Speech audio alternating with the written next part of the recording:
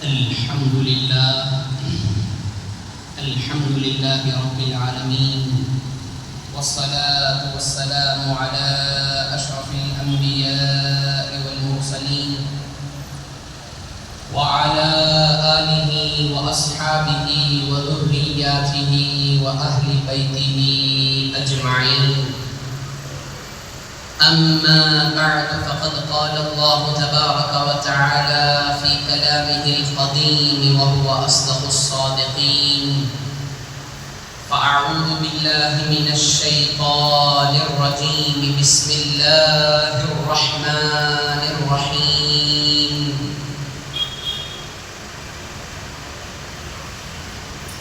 ربنا وابعث فيهم رسولا منهم يتلو عليهم آياتك ويعلمهم الكتاب والحكمة ويزكيهم إنك أنت العزيز الحكيم.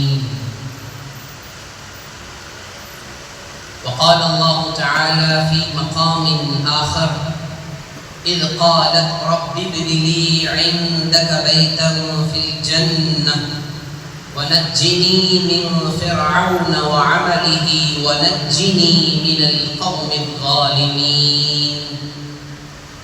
قال النبي صلى الله تعالى عليه وسلم: من زارني متعمدا كان في جواري يوم القيامة، ومن سكن المدينة وصبر على بلائها كنت له شهيدا وشفيعا يوم القيامة، ومن مات في أحد الحرمين بعثه الله من الآمنين يوم القيامة، أو كما قال عليه الصلاة والسلام.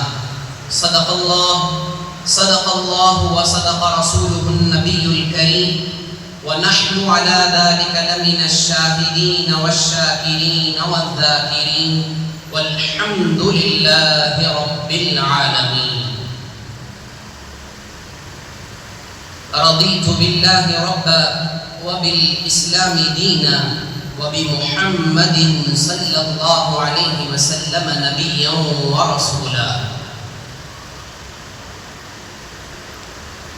ثابت ہوا کہ جملہ فرائض فروع ہیں، ثابت ہوا کہ جملہ فرائض فروع ہیں، اصل الاصول بندگی استاجور کی ہے.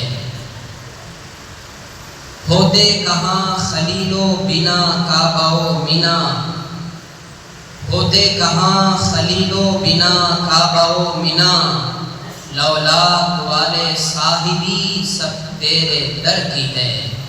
شکر خدا کہ آج گھڑی اس سفر کی ہے. محترم سامعین و حاضرین، اللہ تعالیٰ کا بے انتہا فضل و کرم ہے، اس کا کروڑ احسان ہے کہ اللہ سبحانہ و تعالیٰ نے ہمیں اپنے پیارے حبیب حضور سرور کائنات فخر موجودات جناب محمد رسول اللہ صلی اللہ تعالیٰ علیہ وسلم کی امت نے پیدا فرمایا، اور ہمیں آپ کا امتی ہونے کا فخر اور شرف عطا فرمایا. انشاءاللہ آج آپ حضرات کے سامنے فضائل مدینہ اور قرب مصطفیٰ صلی اللہ تعالیٰ علیہ وسلم کے حوالے سے چند باتیں میں عرض کروں گا. اللہ تعالیٰ مجھے اس عنوان سے حق بولنے اور ہم تمام کو حق سمجھنے کی اور حق پر ثابت قدم رہنے کی توفیق عطا فرمائے.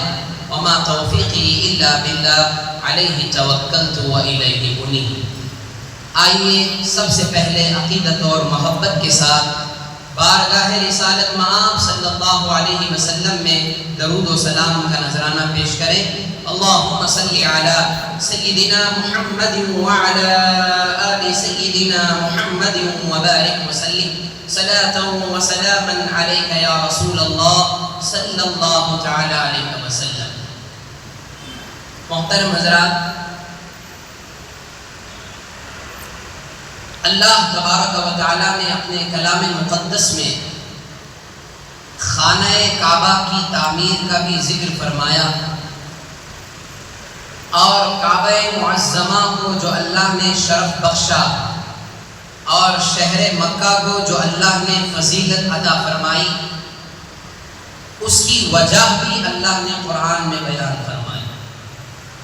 شہر مکہ اللہ کی تخلیق ہے، اللہ کی مخلوق ہے، اللہ کی ملک ہے۔ شہر مکہ میں کئی اللہ کی مقدس نشانیاں موجود ہیں۔ مقام ابراہیم ہے، حجر اسود ہے، صفا مروہ کی پہاڑیاں ہیں، میزاب رحمت ہے، میدان عرفات، بنا و مزدلفہ جیسے مقدس مقامات ہیں۔ یہ شہر مکہ کی فضیلت ہے کہ اللہ تعالیٰ نے ان میں کئی اپنی مقدس نشانیاں رکھی ہیں۔ اس کا مطلب یہ نہیں کہ یہ مقدس نشانیاں چھوٹی ہیں، نہیں، یہ سب کی سب مقدس نشانیاں اپنی جگہ بڑی حیثیت رکھتی ہیں، بڑی فضیلت کے حامل ہیں۔ لیکن اللہ تعالیٰ نے ان تمام نسبتوں کے باوجود، ان نسبتوں کی وجہ سے شہر مکہ کی قسم اللہ نے ارشاد نہیں فرمائی۔ حالانکہ سب سے بڑی بات یہ ہے کہ وہ اس کی ملک ہے، اس کی مخلوق ہے، اللہ تعالیٰ نے اس کی تخلیق فرمائی اور اللہ تعالیٰ نے وہاں مقدس نشانیاں رکھی۔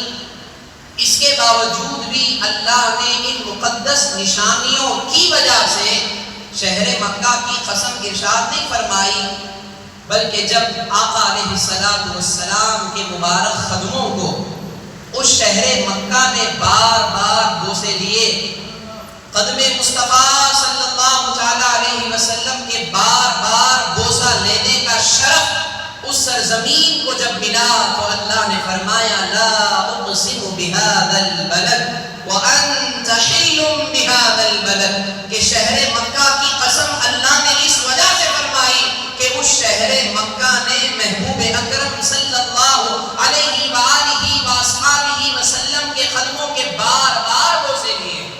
اے محبوب آپ اس میں جلوہ گر ہیں، اس لیے ہم شہر مکہ کی قسم ارشاد فرماتے ہیں۔ تو معلوم ہوا نسبتیں سب اپنی اپنی جگہ بڑی اہمیت رکھتی ہیں۔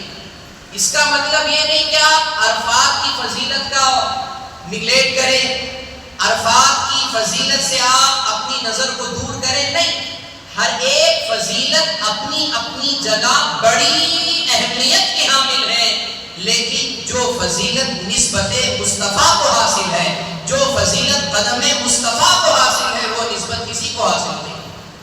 اللہ تعالیٰ نے شہر مکہ کی قسم جو ارشاد فرمائی، حضور اکرم صلی اللہ علیہ وسلم کے مبارک قدموں کے بوسے لینے کی وجہ سے اللہ نے شہر مکہ کی قسم ارشاد فرمائی کہ شہر مکہ حضور کی ولادت گاہ ہے، شہر مکہ حضور اکرم صلی اللہ علیہ وسلم کے آباء و اجداد کی ایک بہترین جگہ ہے۔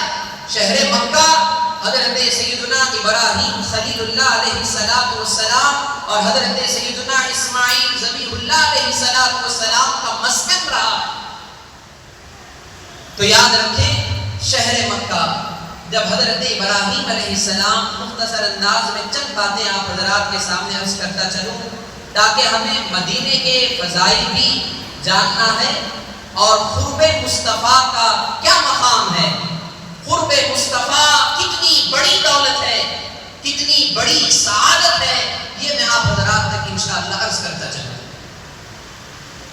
حضرت سیدنا ابراہیم علیہ السلام اور حضرت سیدنا اسماعیل ذبیح اللہ علیہ السلام نے جب خانہ کعبہ کی تعمیر کو مکمل فرما لیا، وَإِذْ يَرْفَعُ إِبْرَاهِيمُ الْقَوَاعِدَ مِنَ الْبَيْتِ وَإِسْمَاعِيلُ رَبَّنَا تَقَبَّلْ مِنَّا إِنَّكَ أَنْتَ السَّمِيعُ الْعَلِيمُ، یعنی جب خانہ کعبہ کی بنیادیں اوپر اٹھائی حضرت ابراہیم حضرت اسماعیل نے، جب خانہ کعبہ کی تعمیر مکمل ہو چکی تو حضرت ابراہیم علیہ السلام نے اللہ کی بارگاہ میں دعا کی ربنا تقبل منا انک انت السمیع العلیم، اے رب ہمارے اس نیک عمل کو اپنی بارگاہ میں شرف قبولیت عطا فرما، بے شک تو ہی سننے والا اور جاننے والا ہے۔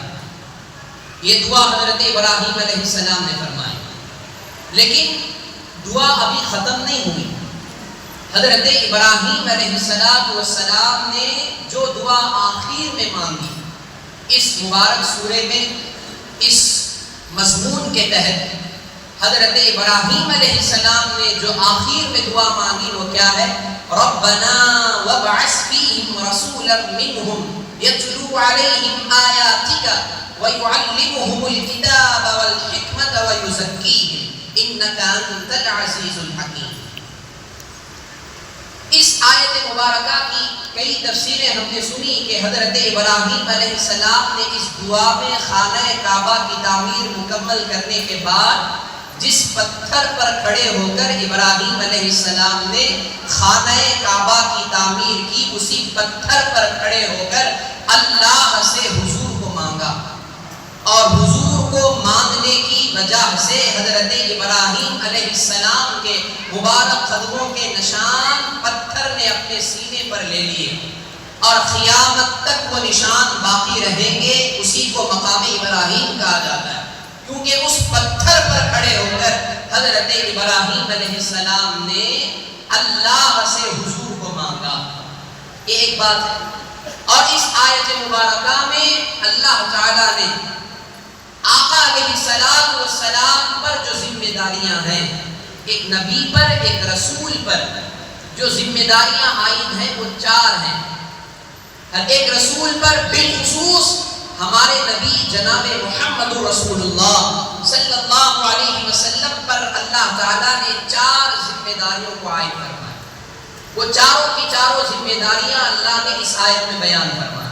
ربنا وابعث فیہم رسولا منہم یتلو علیہم، اے رب ہمارے مبعوث فرما انہی میں سے، ہمیں میں، یعنی حضرت ابراہیم علیہ السلام یہ دعا کر رہے ہیں کہ پروردگارہ میری ہی نسل میں سے ایک ایسے رسول کو مبعوث فرما.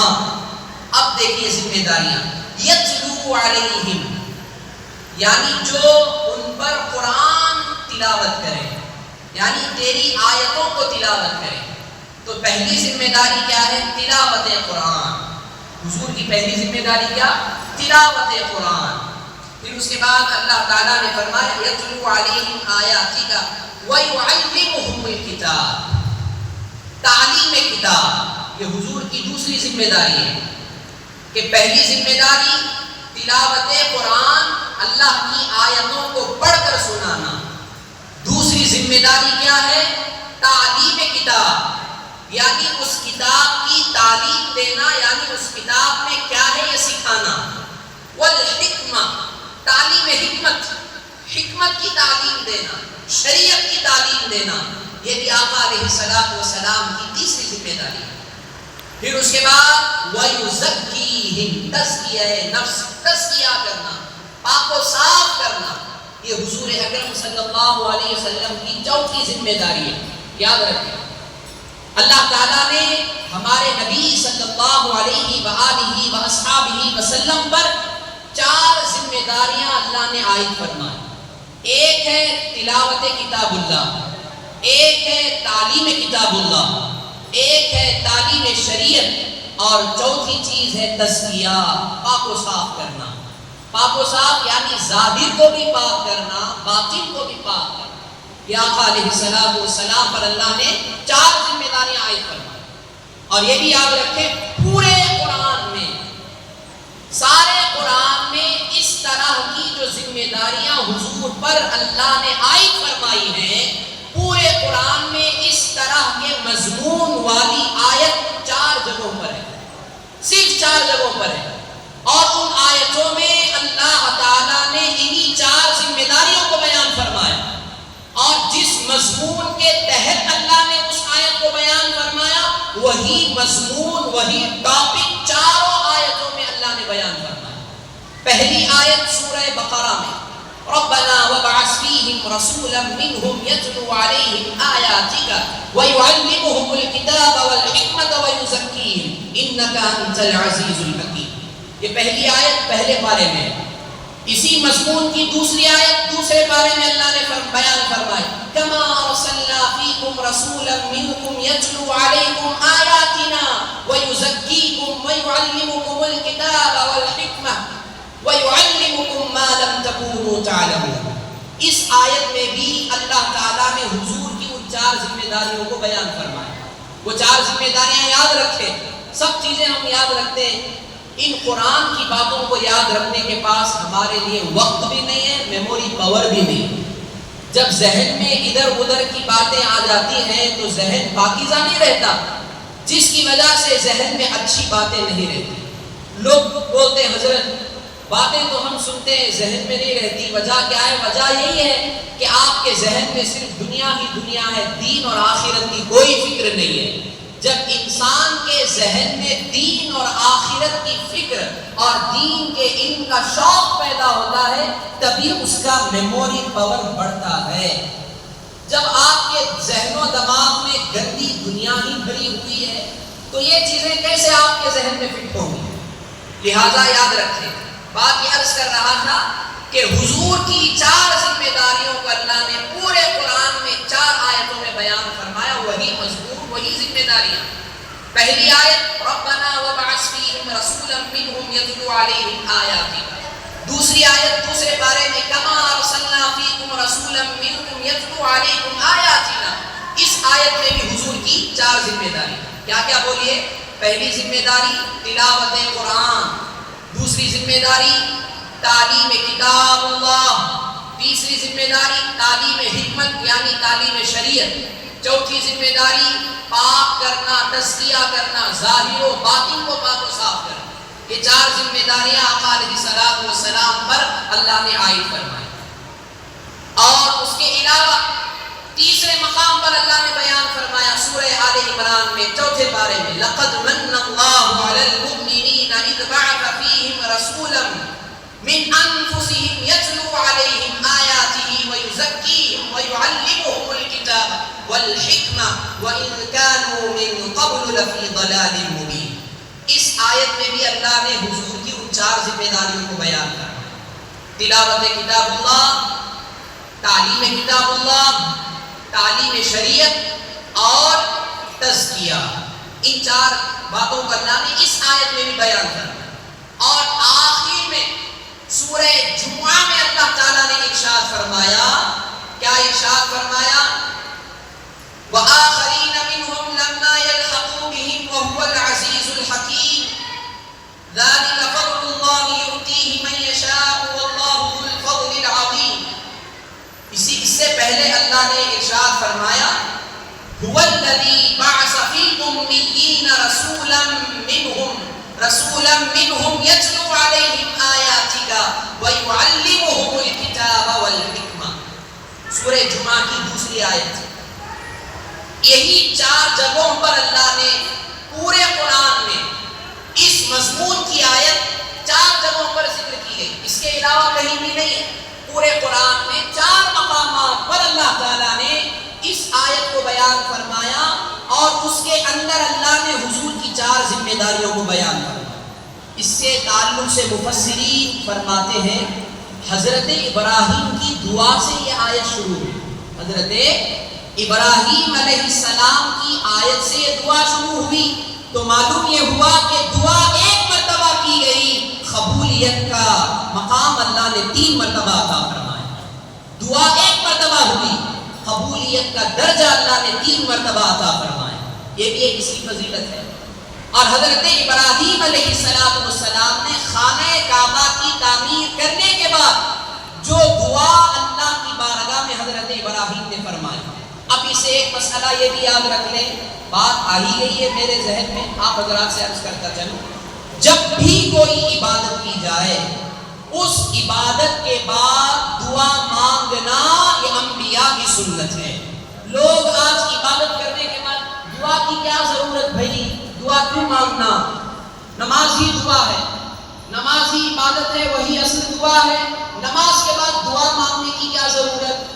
جنازے کی نماز پڑھنے کے بعد دعا مانگنے کی کیا ضرورت؟ لوگ پوچھتے. یاد رکھیں عبادت کرنے کے بعد دعا کرنا اور اللہ کی بارگاہ میں گڑ گڑا کر بھیک مانگنا یہ حضرت ابراہیم کی سنت ہے. خانہ کعبہ کی تعمیر کتنی بڑی عبادت ہے. خانہ کعبہ کی تعمیر جیسی عظیم عبادت کرنے کے بعد حضرت ابراہیم علیہ السلام نے اتنی لمبی دعا مانگی، یہ بتا دیا کہ عبادت کرنے کے بعد دعا کرنا یہ انبیاء کی سنت ہے، یہ کوئی بدعت نہیں ہے، یہ قرآن سے ثابت ہے۔ لوگ پوچھتے کیا حضور نماز کے بعد دعا مانگے تھے؟ عبادت کے بعد دعا ضروری ہے کیا؟ جنازے کے بعد دعا مانگنا ضروری ہے کیا؟ یہاں دیکھو قرآن کہتا ہے کہ حضرت ابراہیم علیہ السلام نے تعمیر کعبہ کو مکمل کرنے کے بعد اللہ کی بارگاہ میں کتنی دعائیں مانگی، اور ان دعاؤں میں حضرت ابراہیم نے حضور کو اللہ سے مانگا ہے۔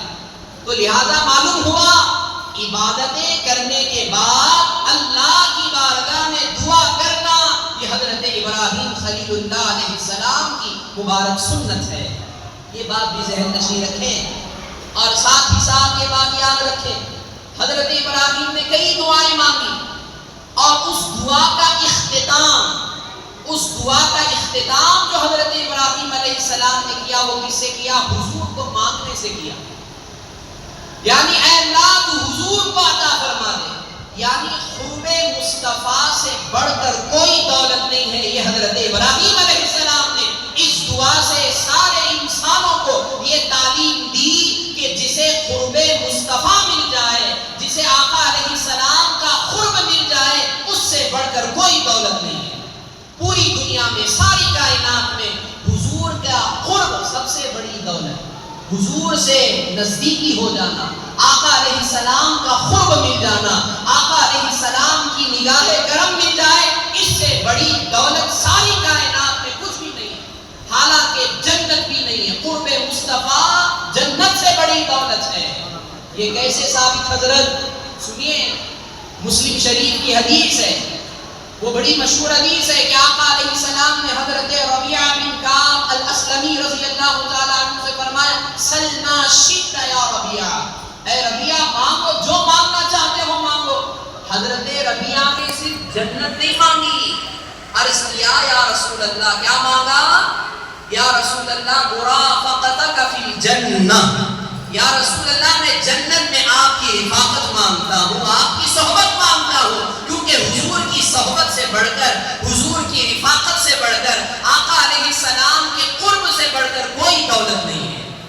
تو حضرت ابراہیم علیہ السلام نے جب قرب مصطفیٰ کو مانگ لیا، اب دعا ختم ہو گئی۔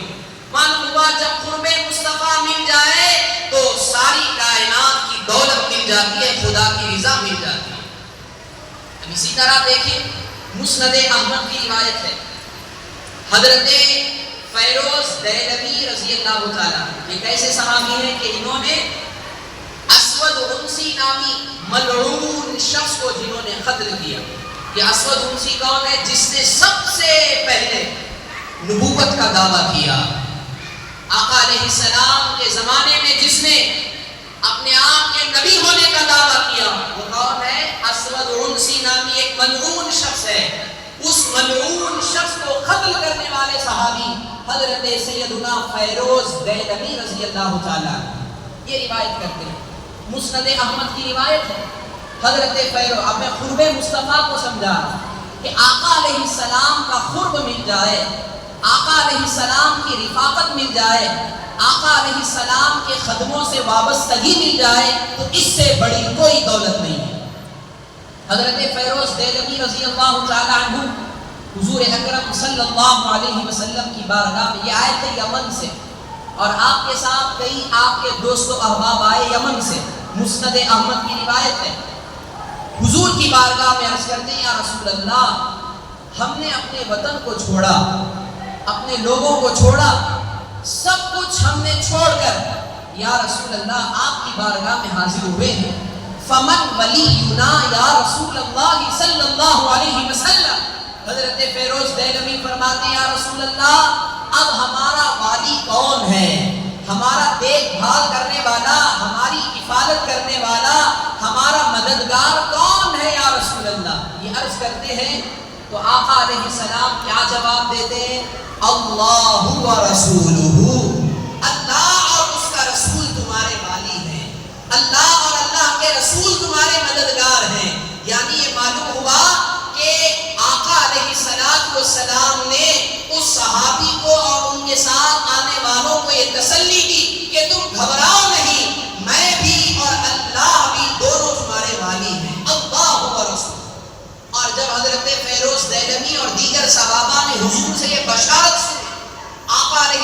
والسلام سے یہ خوشخبری سنی کہ حضور نے فرمایا اللہ و رسولہ، تو صحابہ نے کیا کہا؟ حسبنا حسبنا حسبنا، صحابہ کی زبان پر جاری ہو، یا رسول اللہ اب یہ ہمارے لیے کافی ہے، یہ ہمارے لیے کافی ہے۔ معلوم کیا ہوا کہ قرب مصطفیٰ جسے مل گیا، صحابہ یہ کہتے ہیں کہ قرب مصطفیٰ جب مل جائے، آقا علیہ السلام کی امان جب مل جائے، آقا علیہ السلام جب ہمارے ولی ہیں تو یہی ہمارے لیے کافی ہے، اس سے بڑھ کر ہمیں کچھ بھی نہیں چاہیے۔ تو معلوم یہ ہوا کہ حضور جسے مل گئے، حضور کا قرب جسے مل گیا تو اسے سب چیزیں مل گئی۔ مدینہ جانے والوں، حج ادا کرنے والوں، جب مدینہ پہنچو تو حضور سے حضور کا قرب مانگو، حضور سے حضور کی رضا مانگو، حضور سے حضور کی رفاقت مانگو، حضور سے حضور کی نگاہ کرم مانگو۔ ایک نگاہ کرم آقا کی ہو گئی، آقا علیہ السلام نے اپنا قرب عطا کر دیا، تو آپ کی دنیا بھی کامیاب ہے، آخرت بھی کامیاب ہے۔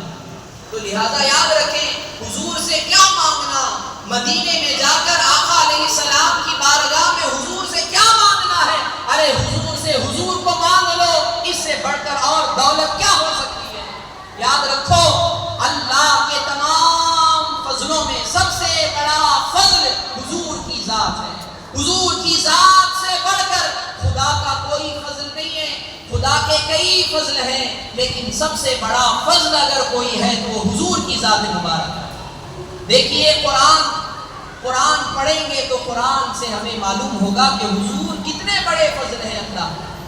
حضرت سلیمان علیہ السلام تو واقعہ آپ نے سنا ہے کہ ایک پلک جھپکنے سے پہلے حضرت بلقیس کا تخت، سونے جواہرات کا تخت، کئی ہزار میلوں کے سفر سے، کئی ہزار میل سفر کی دوری سے حضرت سلیمان علیہ السلام کی بارگاہ میں حضرت آصف بن برقیہ نے حضرت سلیمان کے فیضان سے، اپنی طاقت سے نہیں، خدا کی قدرت سے، حضرت سلیمان علیہ السلام کے فیضان سے حضرت آصف بن برقیہ نے ایک لمحے میں حضرت بلقیس کا تخت لا کے حاضر کر دیا۔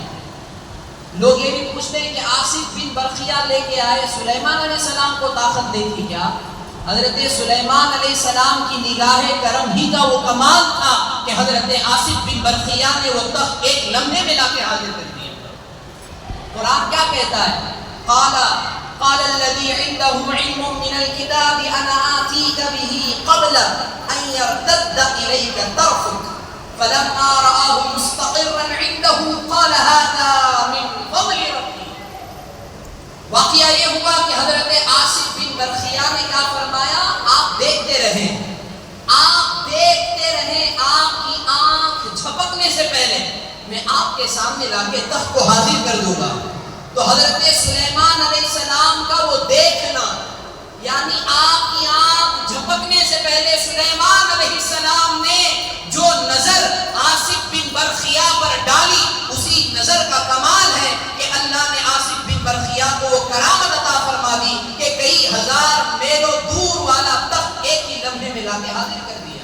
یہ سلیمان علیہ السلام کی نگاہوں کا فیضان ہے کہ حضرت آصف بن برقیہ ان کے امت کے ولی نے ایک لمحے میں لا کر تخت کو حاضر کر دیا۔ اب یہ کیا ہے؟ یہ اللہ کا فضل۔ حضرت سلیمان علیہ السلام نے کیا فرمایا؟ قال هذا من فضل ربی۔ هذا فضل ربی نہیں فرمایا، قرآن کہتا ہے هذا من فضل ربی، یہاں من تبعیضیہ ہے، یعنی اللہ کے فضل میں سے ہے، اللہ کا فضل نہیں فرمایا۔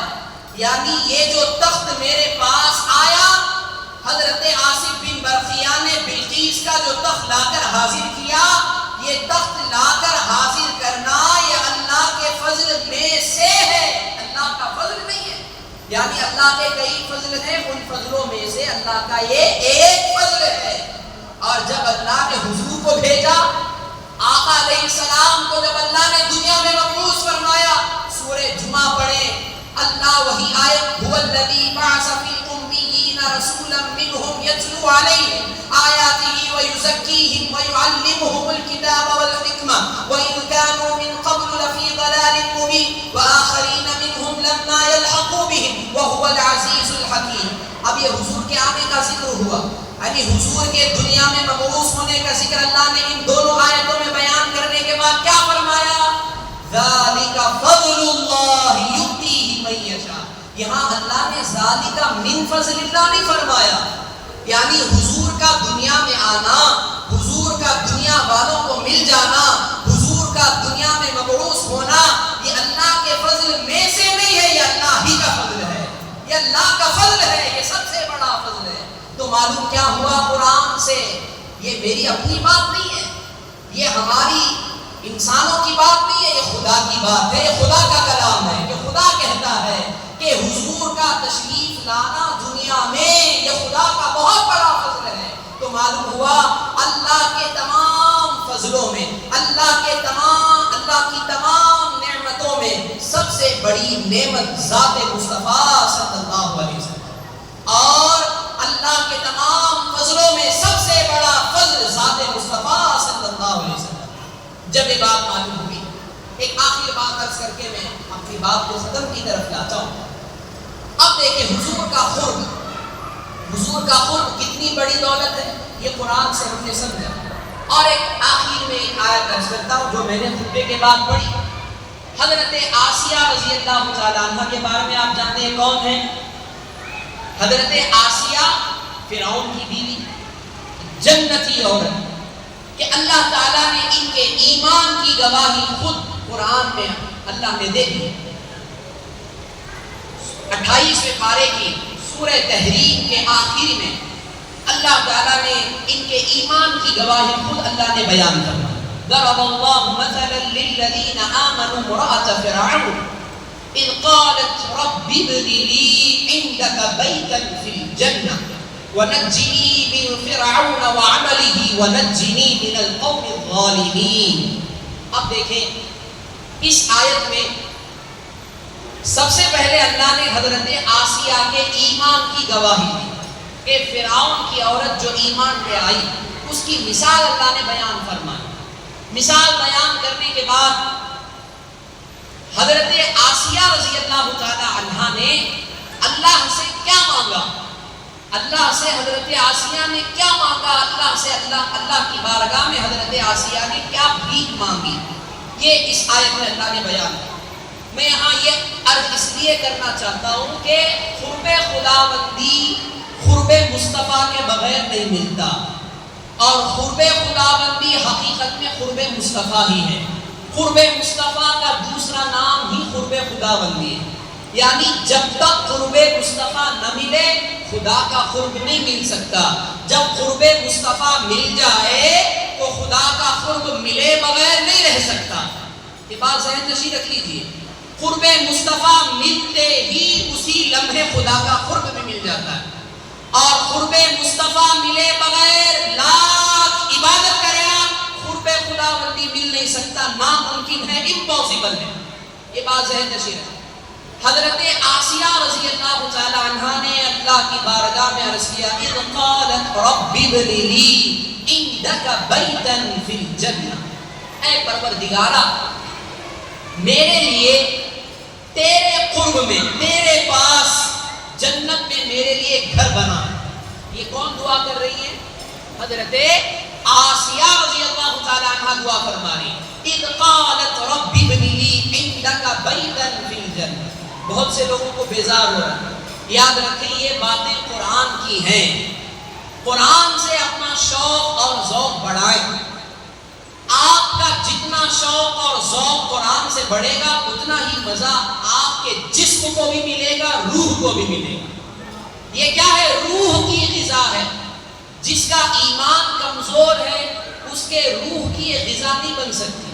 اپنا ایمان مضبوط بنائیں، قرآن سے اپنا رشتہ مضبوط کریں، تب جا کر دیکھیں ان باتوں سے آپ کی روح کتنی مچلتی ہے، کتنا آپ کو شوق اور ذوق اور سرور ملتا ہے. خدا کی قسم آپ قرآن سے اپنا رشتہ مضبوط کریں. حضرت آسیہ عرض کرتی ہیں اذ قالت رب ابن لی عندک بیتا فی الجنہ. الہ العالمین تیرے پاس یعنی تیرے قرب میں. اللہ پاس سے پاک ہے، اللہ جہد سے پاک ہے، اللہ تعالیٰ ڈائریکشن سے پاک ہے. اللہ نہ اوپر ہے، نہ نیچے ہے، نہ دائیں ہے، نہ بائیں ہے، نہ آگے ہے، نہ پیچھے ہے. اللہ تعالیٰ کو ڈائریکشن نہیں، اللہ تعالیٰ کو جہد نہیں. جس نے اللہ کے لیے جہد کو ثابت کیا وہ کافر ہے. یاد رکھیں یہ مسئلہ. اللہ اوپر ہی ہے، نیچے نہیں ہے، اللہ دائیں ہے، بائیں نہیں ہے. اس طرح جو کہتے ہیں اللہ کے لیے جس نے جہد کو ثابت کیا، اللہ کے لیے جس نے ڈائریکشن کو مانا، وہ کافر ہے. اللہ جہد سے پاک ہے، اللہ مکان سے پاک ہے. حضرت آسیہ نے عرض کیا پروردگارا تیرے پاس یعنی تیرے قرب میں میرے لیے جنت میں ایک گھر بنا. یہ قرآن کی آیت ہے. اب یہاں قرب خداوندی کا ذکر حضرت آسیہ نے کیا. اب احادیث پڑھیں. اس آیت کی تفسیر احادیث سے ہم سنیں. اس آیت کی تفسیر میں محدثین فرماتے ہیں کہ حضرت آسیہ کی یہ دعا کی قبولیت اس شکل میں قیامت کے دن ہوگی کہ اللہ تعالی حضرت آسیہ کا نکاح آقا علیہ السلام سے فرمائے گا. یعنی حضرت آسیہ کا نکاح قیامت میں جنت میں حضور اکرم نور مجسم جناب محمد الرسول اللہ صلی اللہ علیہ وسلم سے کیا جائے گا. معلوم کیا ہوا کہ قرب خداوندی کی دولت اللہ نے حضرت آسیہ کو حضور کے نکاح کے شکل میں عطا فرما دی اور یہ ظاہر فرما دیا کہ اے لوگوں، قرب خداوندی حقیقت میں نسبت مصطفیٰ کا دوسرا نام ہے کہ جسے قرب مصطفیٰ مل گیا اسے خدا کا قرب حاصل ہو ہی جاتا ہے. تو لہذا حضور سے کیا مانگنا کہ یا رسول اللہ آپ ہمیں اپنا قرب عطا کر دیجیے، یا رسول اللہ آپ کی ایک نگاہ کرم ہو جائے، آپ کی ایک رفاقت مل جائے، آپ کے قدموں میں جگہ مل جائے. اس سے بڑی دولت خدا کی قسم ساری کائنات میں ہو ہی نہیں سکتی کہ قرب مصطفیٰ سب سے بڑی دولت ہے. تو لہٰذا ان تمام باتوں سے اب دیکھیں، ان باتوں میں نے ایک بات بھی اپنی نہیں کہی. جو بھی کہا الحمدللہ اللہ کے فضل سے، اللہ کے فضل سے، آقا علیہ السلام کے فیضان سے، ہمارے شیخ محترم کے کرم سے. اب یہاں ایک بات یاد آئی مجھے. ہمارے شیخ محترم کی جب بات آئی قرب مصطفیٰ کے بارے میں عرض کر رہا تھا، وہ بات ہاں عرض کرتے ہیں کہ قرآن میں قرب خداوندی کے تعلق سے اللہ نے فرمایا واللہ عنده حسن المآب واللہ عنده حسن الثواب. اس میں دیکھیے پہلے خدا کی ذات کا ذکر ہے، پھر خدا کے ساتھ کا ذکر ہے، پھر اس کے بعد نعمت کا ذکر ہے کہ اللہ واللہ عنده حسن المآب. ایسا نہیں کہ حسن المآب عند اللہ، نہیں. پہلے خدا کی ذات، پھر خدا کا ساتھ، پھر اس کے بعد نعمت کہ اللہ ان کے پاس کیا ہی خوب ٹھکانہ ہے. یعنی پہلے ذات جسے مل جائے تو معلوم کیا ہوا. ہمارے شیخ محترم فرماتے کہ خدا کی ذات پہلے نظر میں ہونی چاہیے. دنیا کی یہ دولتیں، یہ نعمتیں، یہ تمام خدا کی نعمتوں میں سب سے تمہارا مد نظر جو ہونا چاہیے خدا کی ذات. خدا کی ذات کے بعد خدا کا ساتھ، یعنی خدا کی ذات جسے مل جائے، ذات خداوندی یعنی قرب خداوندی. یہ اصل میں نے کیا بتایا، قرب خداوندی حقیقت میں قرب مصطفیٰ ہے. تو پہلے ذات کی طرف ہماری نظر ہونی چاہیے. تو یاد رکھیں آج ہماری نظر کس طرف ہے یہ ہمیں دیکھ لینا چاہیے کہ قرآن کہتا ہے خدا کی ذات پہلے، بعد میں دوسری ذاتیں. خدا کی ذات پہلے نمبر پر، باقی ذاتیں سب بعد میں ہیں. تو لہذا خدا کی ذات کو ہمیشہ مقدم رکھا جائے، تبھی انسان کا دل ظاہر اور باطن پاک و صاف ہو سکتا ہے. ورنہ اس دل میں، اس ذہن میں گندی دنیا بھری ہوئی ہے. تو یاد رکھیں اس دل میں اور اس ذہن میں کبھی خدا کی ذات کا خیال بھی صحیح معنوں میں آ نہیں سکتا. تو لہذا اس بات کو ذہن نشین رکھیں. تو یہ میں نے تمام باتیں عرض کی قرآن اور حدیث کی روشنی میں.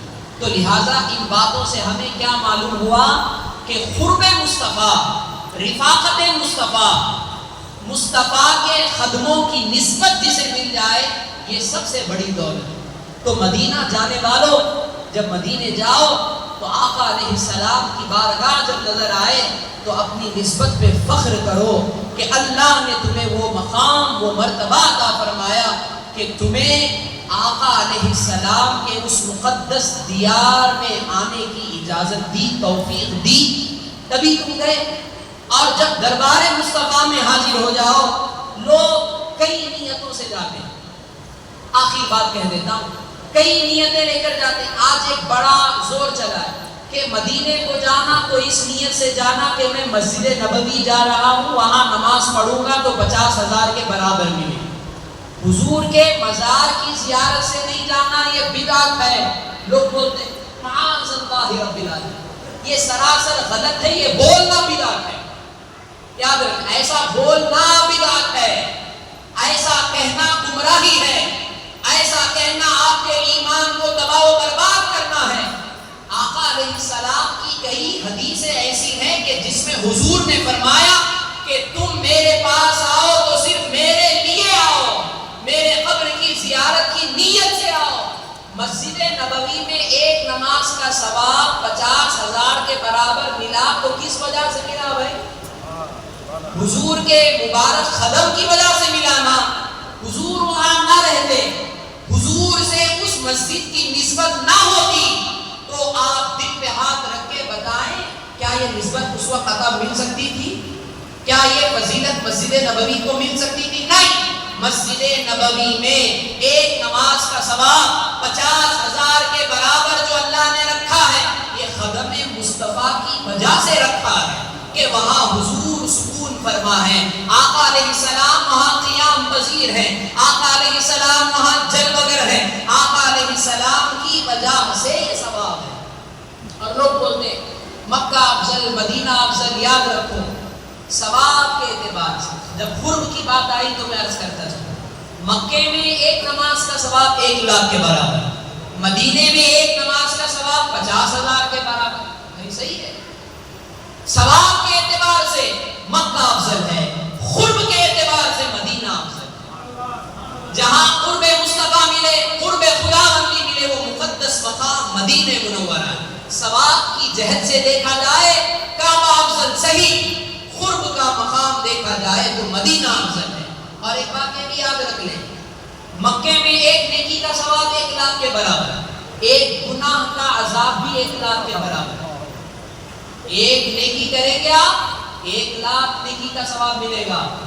گناہ کریں، خدا نہ خواستہ، اللہ نہ کرے، اللہ نہ کرے، وہاں بھی جا کر گناہ سے نہیں بچے تو کہاں بچ سکتے ہیں؟ وہاں اگر ایک گناہ کیا جائے تو ایک گناہ کا عذاب بھی کتنا ہے؟ 1,00,000 کے برابر۔ لیکن مدینہ ایسا حرم نہیں، حضور کی رحمت ہی رحمت ہے، وہاں ثواب تو 50,000 کے برابر ملے گا، لیکن گناہ اگر ہو جائے تو گناہ 50,000 کے برابر نہیں، ایک ہی گناہ لکھا جاتا ہے۔ یہ بات ذہن نشین رکھیں۔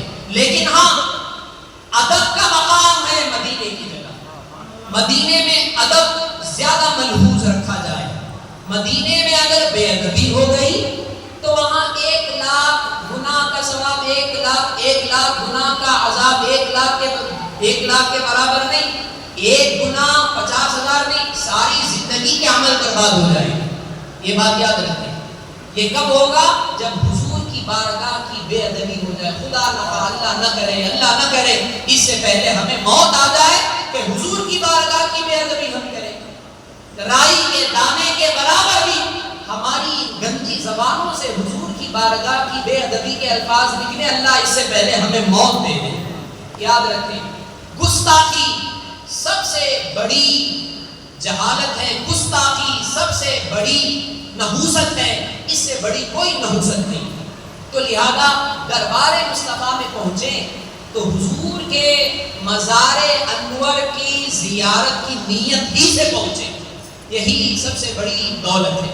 ایک حدیث مبارکہ پڑھ کر میں اپنی بات کو ختم کرتا ہوں۔ مشکات شریف کی حدیث ہے جو میں نے عرض کی تھی۔ حضور فرماتے ہیں، یہ کان سے ثابت، حضرت سن لیجیے، حضور فرماتے ہیں من زارنی متعمدا کان جواری یوم القیامہ، کہ حضور نے فرمایا کہ جو قصدن یعنی جان بوجھ کر جو میری زیارت کرے، یعنی قبر کی زیارت کرے کہ آقا علیہ السلام کے ظاہری زمانے میں صحابہ نے جو ایمان کی حالت میں حضور کو دیکھا، تو ایمان کی حالت میں جس نے حضور کو ظاہر میں دیکھا یا ایمان کی حالت میں جس نے حضور کی زیارت کی، حضور فرماتے کہ قیامت میں وہ میرے ساتھ رہے گا۔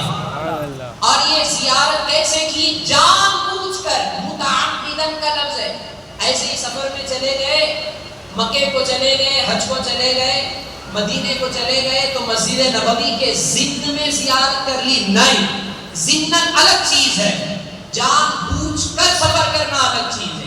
یہاں حضور نے فرمایا ضمن نہیں، متعمدن، یعنی ضمن زیارت کر لی، یہ کمال کی بات نہیں ہے۔ تمہارے دل میں یہ نیت ہو کہ میں مدینہ جا رہا ہوں صرف اور صرف میرا مقصد اور ملحوظ یہی ہے کہ میں حضور کے مبارک قبر کی زیارت کروں، حضور کے مزار پرانوار کی زیارت کروں، یہ جان بوجھ کر حضور کے قبر کی، حضور کے مزار انور کی زیارت کروں، یہ حضور نے